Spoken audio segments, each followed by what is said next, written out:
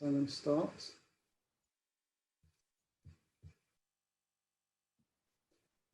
That's me, by the way. So, are you happy is a question often asked by employers. The thinking being, if employees are happy, they'll be more productive and they'll be more likely not to leave. So my disdain for this question runs deeper than merely its lack of objectivity. This is Freud. He was the founder and father figure of psychoanalysis. So he'd ask his patients questions, and their answers would inform his opinions about their mental state and his diagnosis. So over 100 years later, today, our methodology hasn't really changed.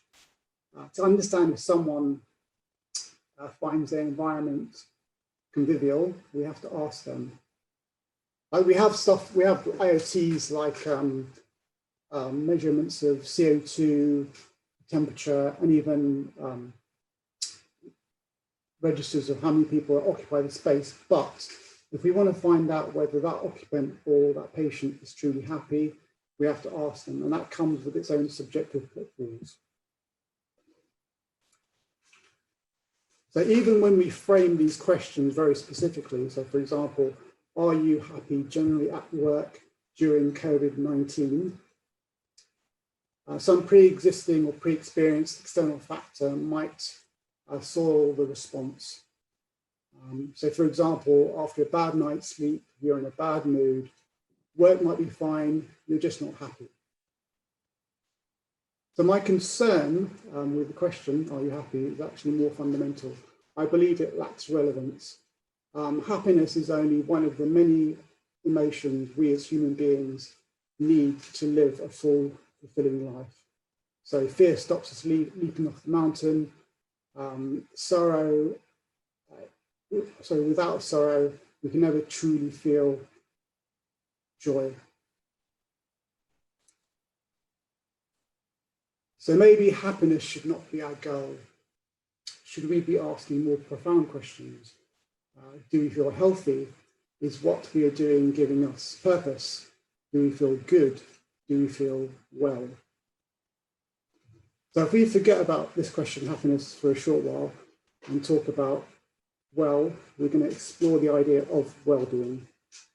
But before we do that, I just want to shine a light on, I suppose, advancing knowledge, which might possibly put an end to the fallible technique of asking questions, and that is neuroscience.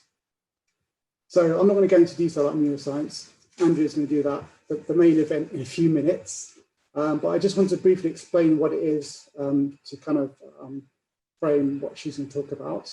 So neuroscience, or neurobiology, or brain science, is a scientific study of the nervous system, which includes, to a large extent, the brain, which can lead to an understanding of the biological processes involved in learning, memory, behavior, perception, and consciousness. So rather than asking a patient questions whose answers might be compromised by the patient's lack of knowledge or even their lack of vocabulary, we can, in theory, see the mechanical, physical, and chemical reactions in the brain, and from that understand how the patient is responding to things and understand whether they're happy. So on to well-being. Before we can, so we're architects, and at DPArchitects, the London studio, we design buildings that are well, and we design for well-being. But before we can really understand about designing for well-being, we have to understand what is well-being, or what is happiness. We have to go back a few years. After World War II, period of huge destruction, death, and evil, the nations got together and they formed the United Nations. And the remit of the United Nations was to continue dialogue between nations and make sure peace reigns and the evil of World War II can never be revisited. So as part of their remit, they formed the World Health Organization, WHO. And their remit was to deal with all the health issues caused by World War II, and also ensure that the world would be healthy. So before that, they had to figure out what is health. So in 1948, they defined health not as merely the absence of ill health, but as a state of complete physical, mental, and social well-being. So those are the three categories here: mental, which is psychological, physical, and social. So over the ongoing years to today, 2 additional criteria have been added. Those are economic and environmental. So in terms of economic, there's kind of 2 parts of that. First of all, there's having enough finances to put food on the table so that you can keep it in a physically healthy state. And also, if you're financially well organized, psychologically, you're more at ease, so more well.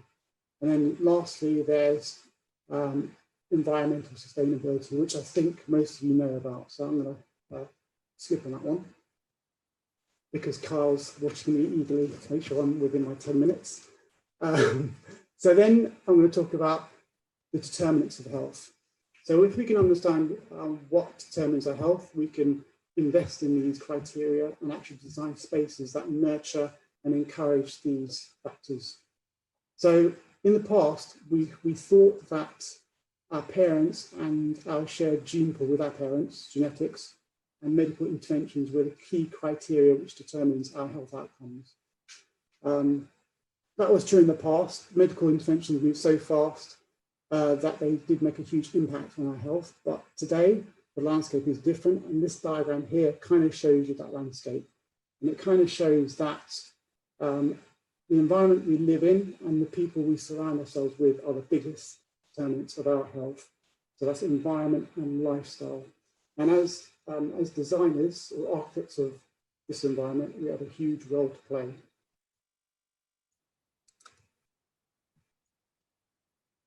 So on that note, you're probably asking yourself, how can we as designers make a difference? How can we design for well-being? Well, there's currently 2 systems or building certification processes out there, which are the most well-known and possibly the most effective. And those are the Well Building Standard and Fitwell. So I'm not going to describe too much about these because we don't have time, but they're essentially systems for designing buildings in a healthy way to keep us healthy.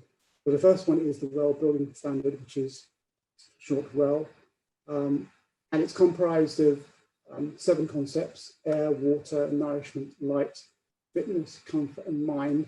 And these concepts are then described by features, which allow you to understand how you can deliver these concepts. And each of these features are either a precondition, which means you have to do them, or optimization, which means they're optional. And there's 3 grades. A basic class is silver, then you have gold, and platinum, which is the highest grade. So along with WELL, Fitwell is another similar certification process, which came out in about 2016, a few years after WELL. It's a bit less well known than the Well Building Standard, but it has similar features. And these are then here. So it's basic impact, community health, reducing morbidity and absenteeism, supports social equity and vulnerable populations, instills feelings of well-being, provides healthy food options, promotes occupant safety, and increases physical activity. So in terms of the 2 standards, and they both do a similar thing, they both allow us to design healthy buildings to keep us healthy. But you could say that Fitwell is the well light. It's simpler, there's less options, and it's cheaper. So it means it's more accessible to more users. And on the other side of the coin, the Well Building Standard is more comprehensive. So in theory, you have more things you can tweak in your building to make it healthier. And it's actually the more popular at the moment, or the most used. So of these, getting back onto topic, of these building accreditation processes, they're all really powerful at creating healthy buildings in terms of buildings which have the right levels of carbon dioxide, the right chemical properties, and which keep you physically healthy, but they're missing something. So if you look at this example, this got a gold award for the WELL building standard. When you enter this building, it doesn't necessarily produce that emotional response, which is going to reassure you that you're going to feel welcome, you're going to be nurtured, and you're going to be well. So it's missing that X factor. But these buildings are perfectly fine, but they're just missing something. And I think this theory, the Descartes theory, or the Descartes error, explains it quite well. And the Descartes error basically says that we make decisions with our hearts. So there was a neurologist called Antonio Damasio, who was working with car crash patients who had an injury to their brain, a specific part of their brain which having emotions, they couldn't have emotions. And all of these patients had another peculiarity. They just couldn't make decisions. And it was a very bizarre link, but he did test with all of them, and he found that they could describe what they should do in logical terms, but he found it impossible to make even the simplest choice. Someone's watching the radio in the background, I think, isn't it? So what this meant was that, and what it led to was the thinking that while we use logic to reason ourselves towards a decision, the actual decision making is governed by emotion.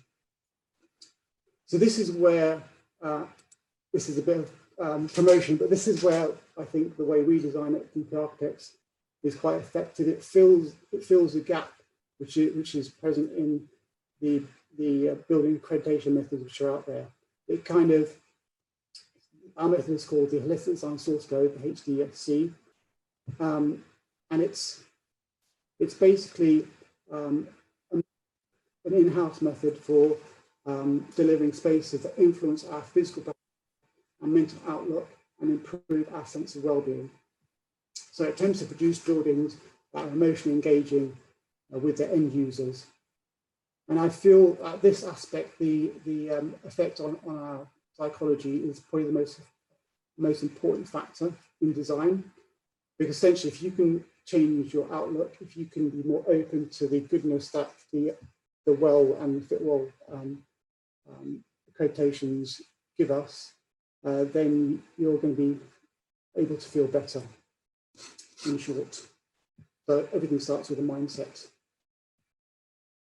So this method has basically 4 pillars. The first one is contemplation. This is designing radically simple spaces that are conducive to both relaxation and focused effort, better enabling us to care and perform whilst being primed to heal and learn. The second is community. This is designing inclusive places for all, where we feel at ease and cared for, and places we are more likely to protect and sustain.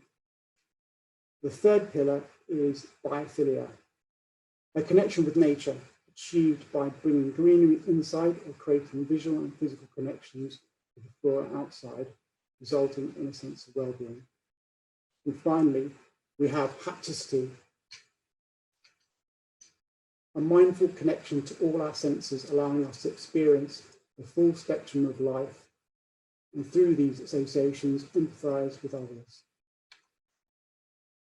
So each of these pillars, similar to the WELL building standard in Fitwell, is broken down into drivers which explain how we can deliver these 4 pillars.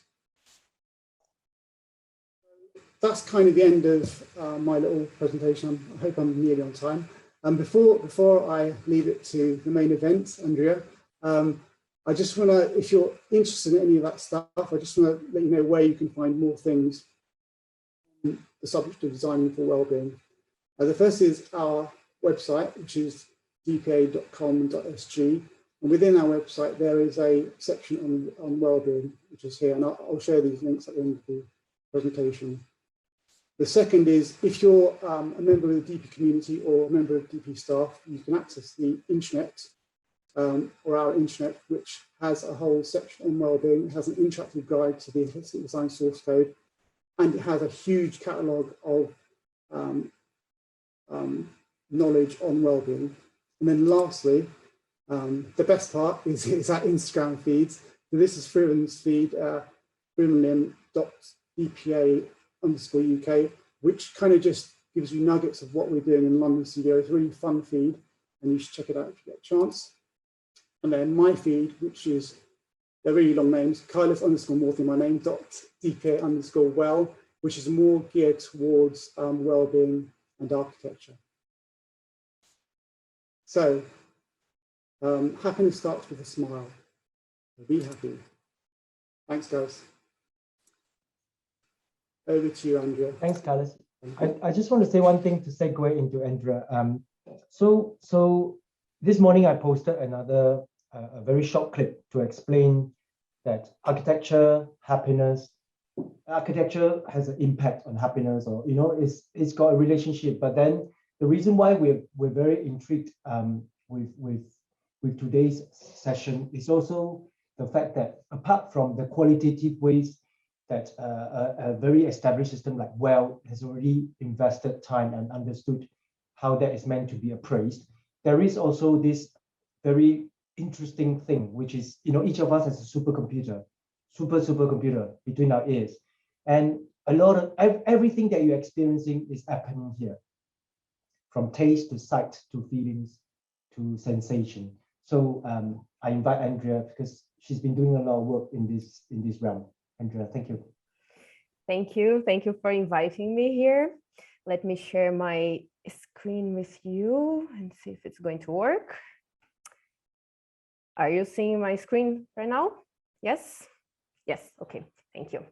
So, okay, since I have 10 minutes, I won't waste my time talking about myself. I just want to make it clear that I'm not a neuroscientist. I'm an architect who has been involved with this interdisciplinary field for a while now, more than 8 years. But before we start, I just want to mention that once we are studying both fields together, we have the option of focusing in architecture qualities or in neuroscientific or cognitive science qualities. So here in my presentation, I'm going to make a mix of both. Let me just see. I think it's stuck. Let me stop sharing my screen for 1 second and do it again. Okay. So I chose a few of these intersections, especially one which is brain plasticity, to talk to you, because I think there is a very strong connection with happiness. I will come to that later. But first of all, when we think about brain, how the brain adapts to how it is stimulated, we have to think that there are two main kinds of adaptations. The short term, which are fast ephemeral reactions, and the long term, which are long-lasting physical changes. So when we think about how the environment, the physical environment can affect us, it does affect us on both ways. So the short-term effects are mainly changes in how our brain is activated, so changes in blood flow, or chemical changes in neurotransmitters and hormones. But most of the time we think about short-term effects and we don't consider the long-term effects, which are very critical if we're talking about what I want to talk to you about, which is a sustainable happiness. I know it's a very subjective concept, happiness, but the idea that I want to bring is that we need to think not only about immediate happiness, but also about long-term happiness, how we can make sure that in the future, when I grow old or in a few years, I'm also able to be happy as I am able to be today. So long-term changes in the brain, they are plastic changes that happen in two ways. Synaptic connections can change, which is connections between our neurons. We can both create new connections or strengthen connections, or on the other hand, we can lose connections or weaken our connections. So here we see the first one is showing blood flow here, but the second one is showing a brain, a healthy brain, and a brain that has been of a person who has been abusing drugs for a long time. We can see the physical changes here. And the third image below here, we can see how our brain changes when we age. So this is something that happens to all of us, even if it happens in different scales, but our brain shrinks when we age. So we lose connections, or we can weaken our connections. And also another kind of change that happens in the brain is that our brain is capable of producing new neurons, not entirely, but in some specific areas like the hippocampus, which is strongly related to how we process information about space. Also, it is strongly related to memory, processing of memory. And the main point here is that for these long lasting physical changes to happen, in most cases, not every case, but in most cases, we need long-term stimulation. So if I am having a test and I study for one day, what I will remember for this test will be less than if I really study hard, if I get more stimulus for longer time. And when we think about architecture, this is really important because there are spaces like our workspaces or our homes or our cities that we spend longer times than when I go to a store and I spend only 1 hour there. So those spaces that we spend longer times, they have a higher potential of creating long-term effects on our brain. So we need to discuss this more and to try to bring a balance between short-term effects and long-term effects. So as I said, there are studies proving that the physical environment can change our brain. It's not only aging, it's not only drug abuse. We can have physical changes, so plastic changes like these ones that I showed previously. We can have them stimulated by the physical environment.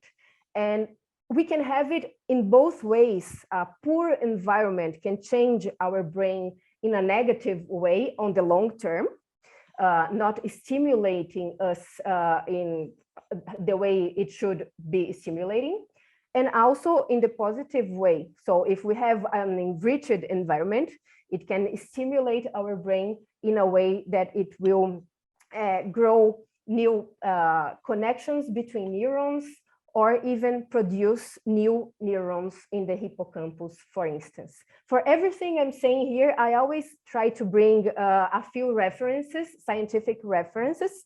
So you will see here, and you can have like an idea from where I'm taking this information, and you can, I don't know, read it later and see more about what I'm talking about.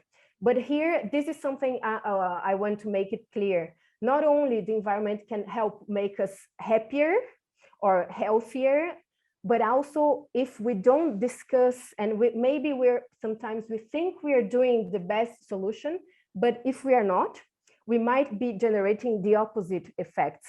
So we might be creating impoverished conditions that will make the brain change, but in a negative way, make it shrink or lose connections or lose neurons. So this is a very important subject, in my opinion. Here we can see how the cell, so the neuron, which is one cell that makes, like the brain is formed by billions of neurons. But here we can see in the cellular level, the changes that an enriched environment and an impoverished environment can generate in brain cells. So previously, we saw the whole mass of the brain, and here we are seeing the same thing, but on a cellular level. So when I say there are more connections between neurons, we can see this here on the cell. But what about happiness? So what I wanted to bring to you, and then I will connect more to architecture later. I will show a few examples. But the concept that I want to bring to you about happiness is that we need to think about a balance between short-term happiness and long-term happiness. For instance, if I love to travel and it makes me happy and I decide to leave my work and travel all I can now, perhaps in a few years, I will have no money left to keep traveling. And then I will be very happy now. But on the long term, it will be more difficult for me to be as happy as I was today, because I was thinking only about the present. And when we think about our physical spaces, this is something that it's my opinion, but sometimes I see that clients tend to focus on immediate effects of the environment. So I want to create a room that make people perform better, I want to make people more creative, and so on. But they really don't discuss about long-term effects, that the connection of environments we are creating, not only one room, but the whole system, they don't really discuss how this can affect us on the long term. And if I don't want my employees, for instance, to have a good performance only today, I want them to have a sustainable good performance. So in a few years, they will still want to work with me and they will still be able to have a great performance as on the first day. So there are a few things, a few environmental qualities that we can think. Of course, here I made a selection. There are many qualities. Kailas brought a lot of them, but I will focus on two. Which is, the first one is nature. So Kailas also mentioned that. And there are many studies supporting the idea that nature has a positive effect on our well-being, on the short and also on the long term. For instance, if we're talking about brain plasticity, both Darwin, like really a long time ago, and Marian Diamond, the one who conducted the studies I mentioned in the enriched environments, they both came to the conclusion that animals that live in natural environments, they have a healthier and a stronger and a thicker and heavier brain than animals that live in cages. And even if it's an enriched cage, the brain is even bigger and thicker when it's compared to animals who are living in nature. So we are in some ways living inside environments, inside the cages we create with our architectures. And we need to take this information into consideration. And when we talk about biophilic design, for instance, this is a way to bring nature inside our buildings, not only bring people outside, which is also an important element, but we can think about both strategies as very important. And there are some, as I mentioned, studies supporting the idea that nature makes us healthier, both on the short and long term. So for instance, just by looking to images of nature, our heartbeat lowers, blood pressure lowers, so our stress levels are decreasing, and stress is a great enemy to the brain. So when we bring qualities to the environment that help deal with stress, this is also a way of dealing with brain plasticity, because stress shrinks the brain. Nature also helps to increase concentration, cognitive restoration, for us to think better. So if we look to images of nature and then we go back to work, we will probably have a better performance. And there are studies supporting this idea. And even our perception of pain can change after looking to images of nature. Sorry, Andrea, 2 minutes. 2 minutes, okay. Thank you. So it doesn't have to be always real. Here we can see an example that just by looking to images of nature, we can have a difference in stress and anxiety. And also it doesn't have to be only about the eyes. nature brings a multisensory experience for us. And here we can see a study conducted in Japan, mentioning that just by touching with our eyes closed, touching wood helped to decrease stress levels. And to finish, I said I was going to talk about nature, also about the body. The body is really important. And when we create environmental solutions, we are creating opportunities for the body.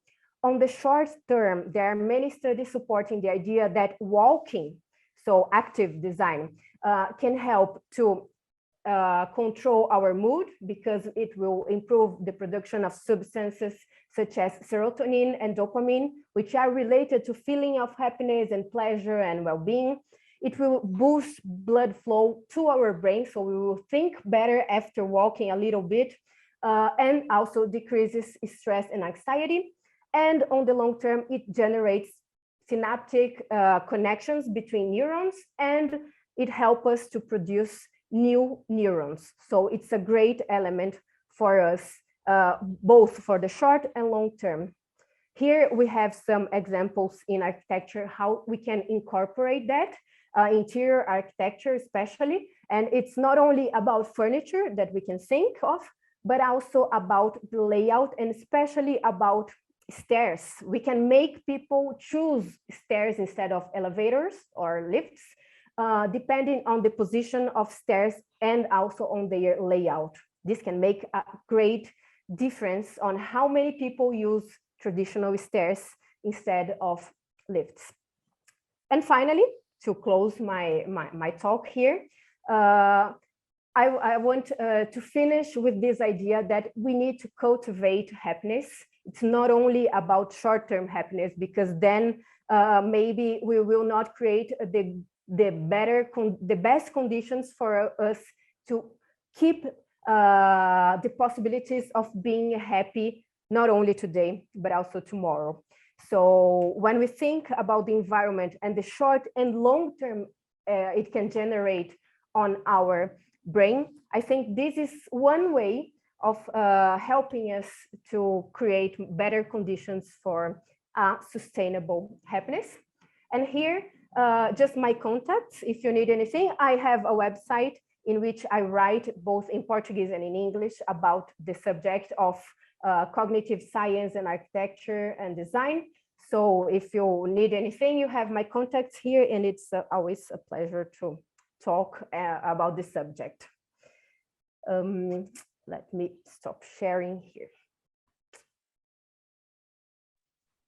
Super. Thank you, Andrea. So I'm going to moderate. Like we've got only like say about 10 minutes. Of course, for those of us who are happy to spend another further 10 minutes, that's fine. But I always want to keep it to what is the promised structure, and then at least we can close. And if people want to hang around for another 10 minutes because we want to chat or something, that's fine. But Kyle, do you want to yes, in terms of whether there are questions, or anyone who wants to post anything, please ping right now, or maybe you have an opinion, comment, please. Okay, so there haven't been too many questions coming in over the chat room, but that's fine. We all have our cameras on. If anyone wants to jump in and just ask a question now, that would be fine. So I'll leave a pause for about 10 seconds for anyone to jump in. And if they don't, then I have one question here on the chat room, which I can launch into. Okay, I would go for that. I will go for that. Then someone can interrupt straight away. So it says here, we have a question from Widari. Our definitions of what might make us anxious in the built environment have changed drastically in the last year. Are there ways in which an understanding of neuroscience in architecture that can help alleviate anxiety in the offices and spaces we are inevitably going back to? So I think maybe we could start with Friven or Andrea on this one. Andrea. Okay. Go. Yes, there are. I think there are many ways. What the main point I want to make here is that it's not always easy for us to find the information about these strategies because they are not very well connected. But there are several studies being performed in different places, in different universities, about how we can find strategies to deal with anxiety, not only in the workplace, but in the physical environment in general. So I mentioned two of them, with one, bringing nature, so making use of biophilic strategies is one.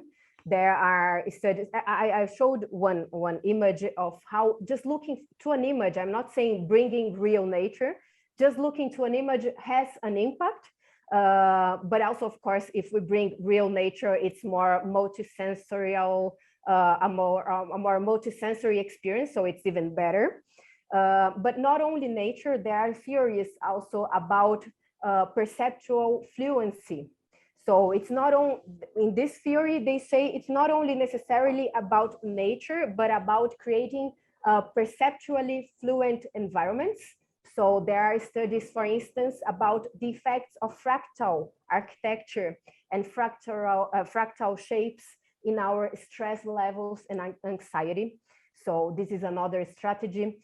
Physical exercise or active design that gives more opportunity for people to walk in the workspace is also another strategy. And the last one that I would say is natural light, which is also an important element for us to consider. But there are many others like noise and prospect and refuge. So there are many strategies that we can think to help us with that. So I want to add on to that. One of the things that Andrea mentioned, maybe in architectural terms, sometimes we use the word biomimicry.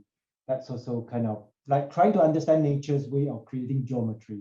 But I want to shift to another point. You see this toy that I've got, right? Got this toy, right?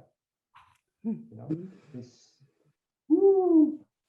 So this is the most amazing and the fastest ever computer.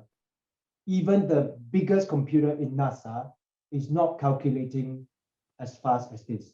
It's been proven. But it is so complex that for Dr. Marianne Diamond, who passed on about 4 years ago, she's the lady who proved neurogenesis and neuroplasticity, right? It took her about 30 years to prove by slicing the rat's brain layer by layer and measuring and proving in a medical field where she's the only woman that the brain actually can continue to grow. And in order for us to be able to prove that biophilia and all these different things has a real measurable way, it will take maybe with today's technology, at least the 10, 20 years to be able to have enough people to sample and to measure the waves and then to say these are the patterns and you can, you know, in a numerical way prove it. But we all know that it also took a long time for people to prove and be able to say that there is global warming, right? But the global warming situation has taught us that if we have to wait until we can have the numbers to prove it, then we're going to act on it. It's going to be too late. So my proposition is, we all know, and instinctively as designers, we all know that it makes a difference. We are going to endeavor to get the numbers to really understand it a lot more, because even that same change will be different for people at different cultures, people of different age, male and female might be different, but it's been proven that there is something really amazing that's happening. And we also know, and it's been proven that there is a difference. And therefore, what Andrea was alluding to is like, we can already do something. It doesn't mean that we cannot prove it and therefore we can't. And if you need proof, then there is a fair bit of information in Sean Archer's book, The Happiness Advantage. They have done experiments and they can prove that the happier staff generates better revenue. So this could be what we will tell our clients, you know, because the happier crew is going to perform better financially and therefore it is worth it. So I suppose the point I'm trying to make is there are people who are trying to go for the numbers, but one of the things that I'm interested to do is to perform the role of the glue and kind of get these people so that we can accelerate the process to get to those exact numbers. but that doesn't stop us from actually doing something right now. So we're going to like make a huge difference even in the way we design and the things that we churn out for our clients. I feel that way anyway. I'm sure Andrea will agree, and I'm sure Carlos will agree. Okay, thank you. I think Friven touched on this a little bit, but we've had a question from Craig Turner who asks, how do we get clients to get on board with designing for happiness and long-term benefits and not the short-term gains?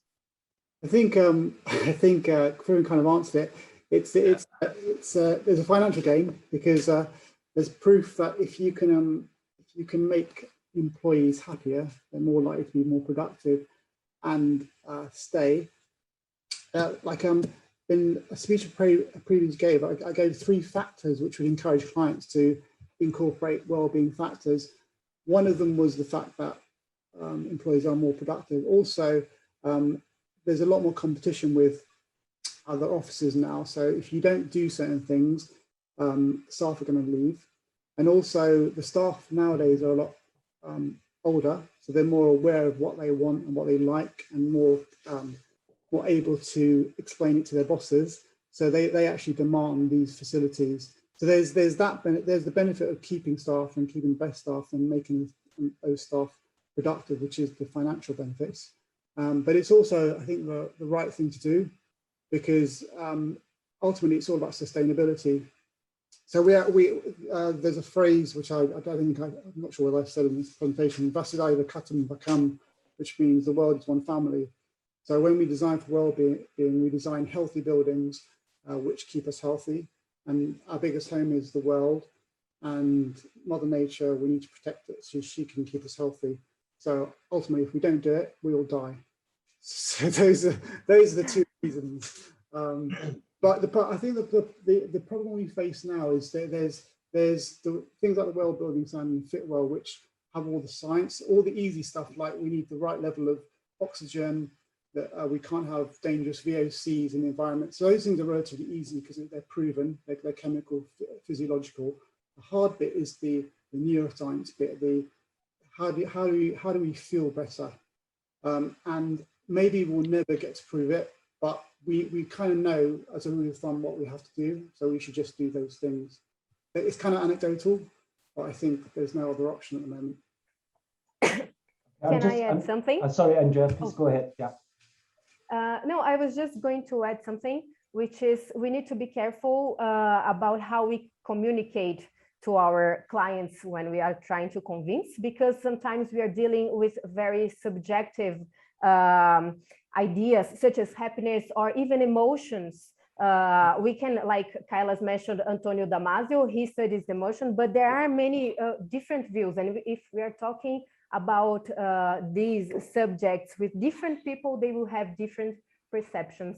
So if we bring scientific evidence to the discussion and to our communication, it's not only about, oh, this will be better than what, or this will make you happier. What does it mean? If you bring scientific data to that, so studies like the ones I showed in the presentation, this is something we can use to make clear that we are being able to communicate and to make people understand what we mean, and also make it clear that it's nothing about my personal opinion only.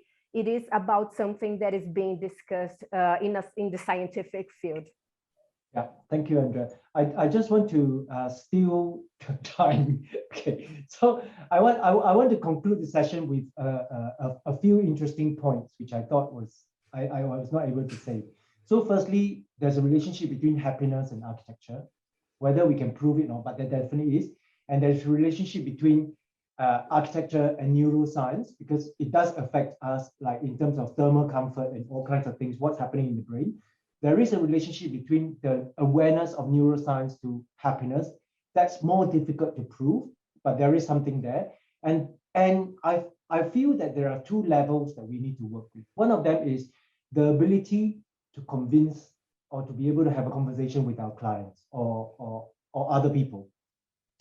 But the first one is the ability for we ourselves to really think that there's something there and we can contribute to it. So if you try and recall, in the days when there were some scientists who was trying to say that there is global warming happening, but only a few of these scientists were pushing for this knowledge, and they were trying to tell the others. But a main cohort of scientists were saying, that's not true. But what we need is to have a huge band of designers, architects, environmental people really come to terms with, yes, there is something and I should act on it. So that's what I want to say. This is, if you just now Kailash mentioned about the website. So if you use your phone and you take a picture of this, you'll be able to, without typing, go straight to the website. That's the same as what Andrea has. I mean, this is the more modern way of the QR code, like lazy way, right? The lazy way. But there's one thing I want to show, which is, where's it gone? Oh, this. Okay. So if people say, oh, you see the whole thing about why I keep harping on this supercomputer is, if you watch The Matrix, some of us have not, because there could be some younger ones who say, what? That's like a old film or something. But Matrix 1, you go to around 1/4 at the front. That is Morpheus trying to explain to Leo that everything that you feel is but electrical pulses that is coming to your brain, right? So of course that's a fiction film and all that. I'm not saying that the Matrix is real and all that, but the true understanding that everything that you're feeling, emotions, sadness, exhilaration, even if you're touching the carpet, everything are but actually sensorial impulses. And if you feel happy and high, it's dopamine, oxytocin, serotonin, or endorphins, which you can achieve through exercise and various activities. But the human being is a lot more complex. Just now I mentioned EGM. So there's experiential, which are all the dosages and the hormones and all that. There's the interest and the willingness to grow and learn new skills. In another session, I could elaborate that. But the third one is meaning, because we are human beings. So the sense of purpose and the sense of meaning also gives us a certain type of happiness. So the happiness advantage encompasses the environment, but also the soft dimensions. Like if your boss and you have a special bond, you will also be more comfortable and you'll be more happy, right? So happiness is heavily influenced by built environment as well as others. But one day we will crack it. But like I said, it took Dr. Marian Diamond 30 years to be able to say that the brain is growing. So and she also mentioned that even the most advanced neurosurgeon, if any one of them were to ever say that they know the brain really well, they're lying, because even after so much research, this supercomputer is so complex that even the top neurosurgeon would not dare say that they know a lot about the brain. Yeah, exactly. And she might be wrong. Like as you said, it's such a young science. It's ever developing. Yeah. So with that, I really thank everyone for coming. And if you want to hang on, stay on, and we can have another 5 more minutes of exchange, we're happy to. But I'm sure when people start dispersing, and then when we realize that there's no one else other than me and my own crew, then we will close it formally. But thank you so much, and I hope everyone, if you want to, before you leave, type a comment like whether you found it useful or it was like, oh, it was a waste of my time. I mean, why did I come? Or fine, just pen your exact authentic gut feel feedback and comment, because then that will give me the motivation whether we're going to have another one or not. Like, it's been great because it's that conversation, and also trying to get more and more people into our tribe and share their passion and interest, especially architects and designers, right? Yeah. And thanks for organising it for them. Really, yeah, cool, man. It's a really useful. I really love hearing Andrea talk. Just the whole science bit is really interesting. And you obviously, Friven. I like hearing you talk as well. Oh, come on, yeah, you're just following the script. Don't read word for word. That's too blatant and too obvious. Oh, Kailash, you were amazing. You were amazing. No, thank you so much, everyone. I mean, I think the whole spirit of the internet is that instead of like having the technology overwhelm us and give us stress, which is another topic that I'm also very interested in. We should use technology, how to band together and make a difference. Because pre-technology, we could not, right?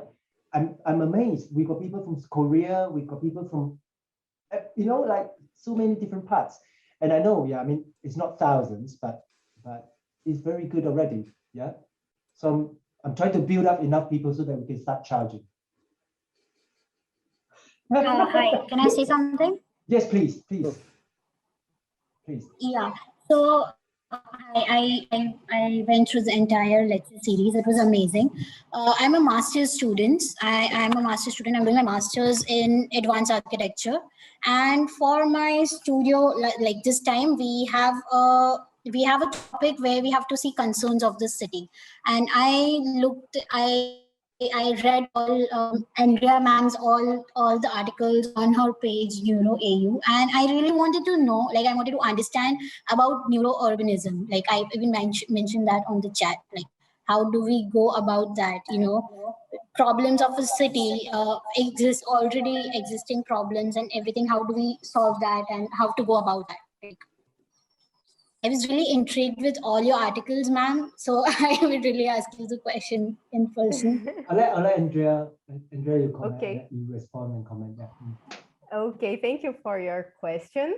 And I think this is a view that I've been creating with the material I've been reading.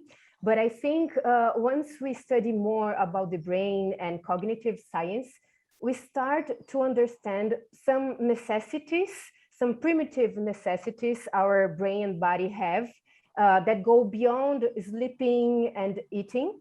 So for instance, necessity of natural light, which influences not only our biological clock, but also our serotonin production and vitamin D. So we have, like lighting, there are many features from the environment that we have a primitive need.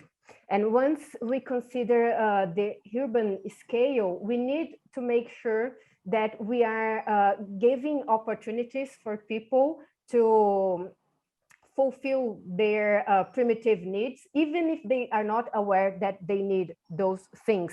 So if I'm talking about natural light, I'm not sure about how it is the quality of light in workplaces of people or in their homes. But if I bring safety to my streets and if I make them more interesting for people to walk, more people will use the streets, and as a consequence, they will have more, I don't know, natural light contact.